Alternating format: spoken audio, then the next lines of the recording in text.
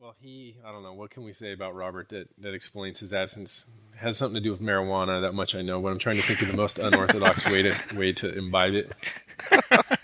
You mean like what like a hangover from last night, or he's actually stoned right now?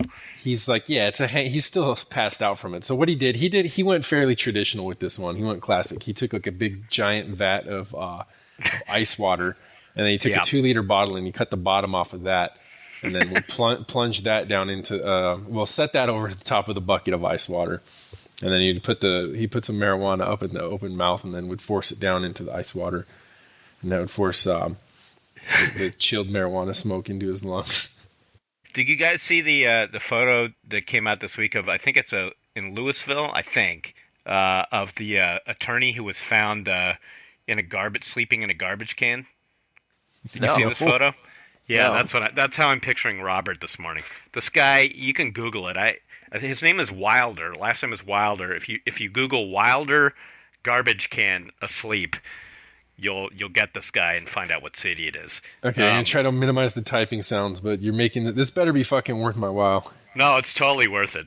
But that's how I'm picturing Robert, and everybody listening should do that too. This poor guy, this poor schlump, had to actually quit his job because Larry Wilder. there you go.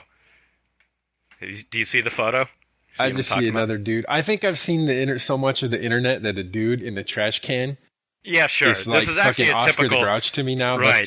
That's just another way of living. I don't. Yeah, you're right. You're right. It actually is a very typical Sean Elliott link, so it doesn't actually shock to see it. But when you actually read the news and watch the little sad conference of this guy having to quit his job, it's pretty hysterical. Anyway, that was just to say that that's how I imagine Robert is right now. Well, Yeah. in terms of the entertainment factor, how would you compare that press conference to the one of South Carolina Governor Mark Sanford? That one, no, I think Sanford wins. That was just epic comedy. You really just couldn't have scripted that better. Tell me what What I happened. I really- didn't see it. I mean, I'm aware of what happened with Sanford, but I didn't see the press conference. Well, Yeah, well, go ahead, Guy. yeah, I was gonna say. I mean, so the whole thing was, as everyone knows, is that it was revealed that the governor of South Carolina was missing. I mean, his aides couldn't quite get the story straight about where he was. Then they said he was hiking the Appalachian Trail. But when reporters went to talk to his wife, she basically said, I haven't heard from him. He said he was going on the Appalachian Trail. I haven't heard from him. I didn't hear from him on Father's Day. I'm being a mom with my kids. I don't know where he is. And then, it turned out that he was in Argentina, in Buenos Aires, visiting his mistress. And he got caught at the airport on the way back by a reporter from the local newspaper, The State. And what it turned out was that they'd actually been sent emails in December from someone, a subject line, I think it was even an AOL account, and the person said, "This is your governor." And it had a transcript of emails between him and this woman named Maria, and it sounded like a fairly intimate, exchange between them. And she was clearly not his wife. But when they tried to follow up, sent emails back to the address. They sent emails to the Maria in question because her email address was in the exchange that had been sent. They got nothing. And they immediately, so without any way of verifying it, and they didn't want to ask him directly because they figure, well, he just denies it and other sources of reporting on that might dry up.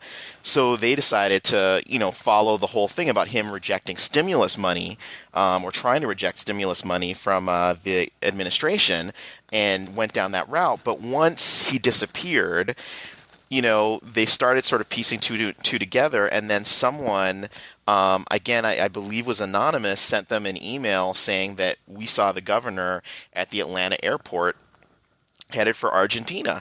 And they looked at flight schedules and all that kind of stuff, and that's when they started digging again. And they confronted him about it at the airport, and and in the background, what was going on was his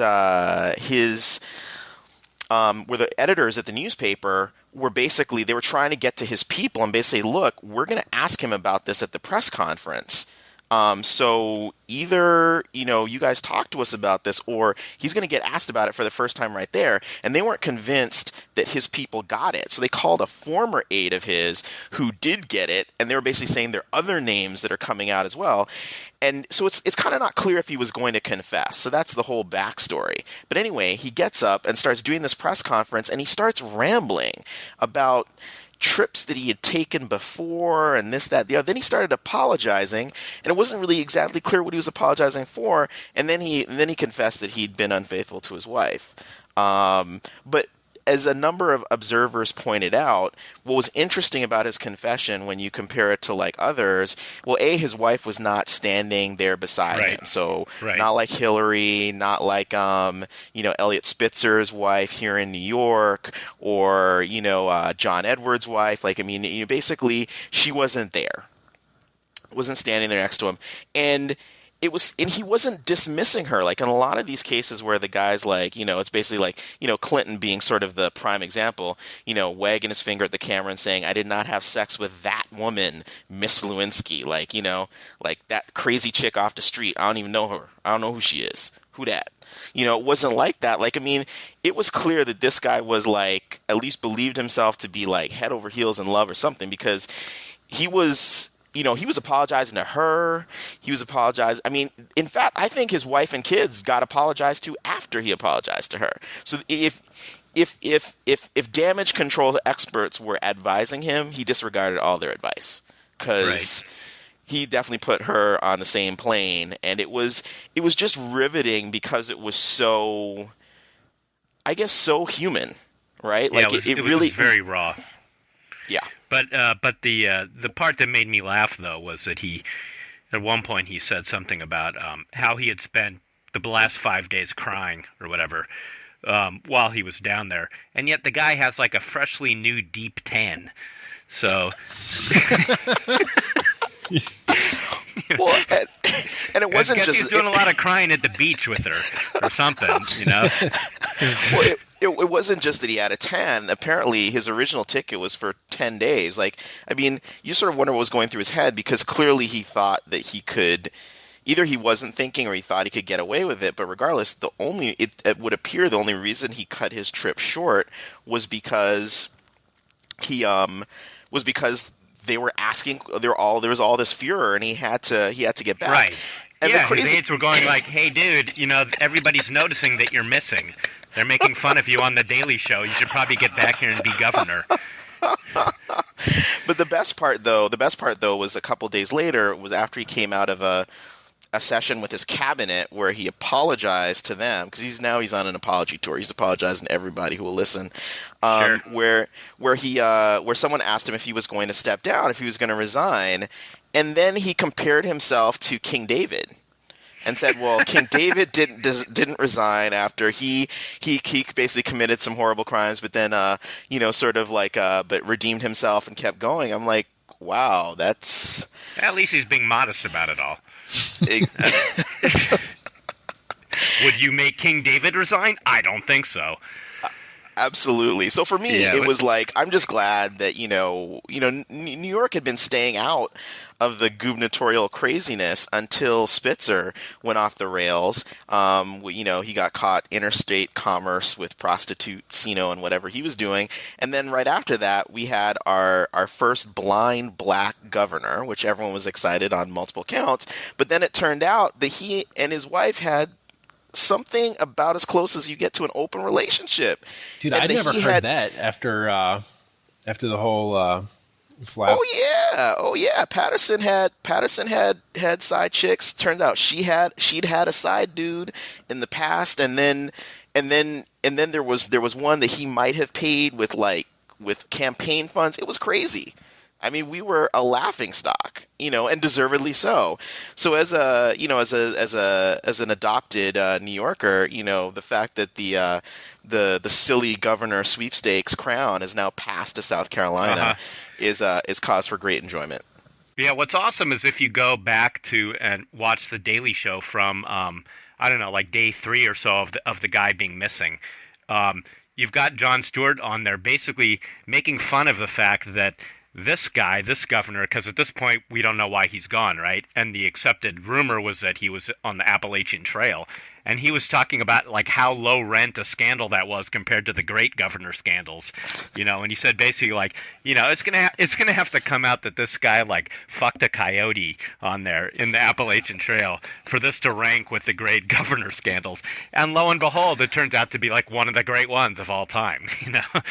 He has an Argentinian mistress. Well, he was right about it, though. It was the wrong animal. It was cougar, not a coyote. Yeah. The thing that gets me about this, I mean, is how many times does this have to happen for these guys to realize this, like how fucking dumb this is, Like it's just it's unbelievable. But look like, what you're talking about. You're talking about dicks, like, and you're a man. And you're talking about dicks, and you're really asking, like, how many times does it have to happen for someone to learn? Like, think about all the classic situations. Like, anytime, like, what was it? Hugh Grant getting busted, or when Eddie Murphy got busted. I mean, just really ridiculous situations, And in each of those cases, it's like here are men that either are already with like remarkably beautiful women. Talented as well, or if not at the moment, certainly have access to quite a few, and then yet, like that's that's the part of we go back to the internet thing. What really surprises you anymore when it comes to sexuality? You guys are familiar with Rule 34? Yes. So for you, Jeff, it's basically just the principle that if something's on the internet, someone finds it erotic and is more specifically is masturbated to it at some point, and there are no exceptions to that rule. So, like for example, you're like Larry Wilder pick of the dude in the trash can. Someone beat off to that, and that's like pretty much a fact. I'm only laughing because it was me.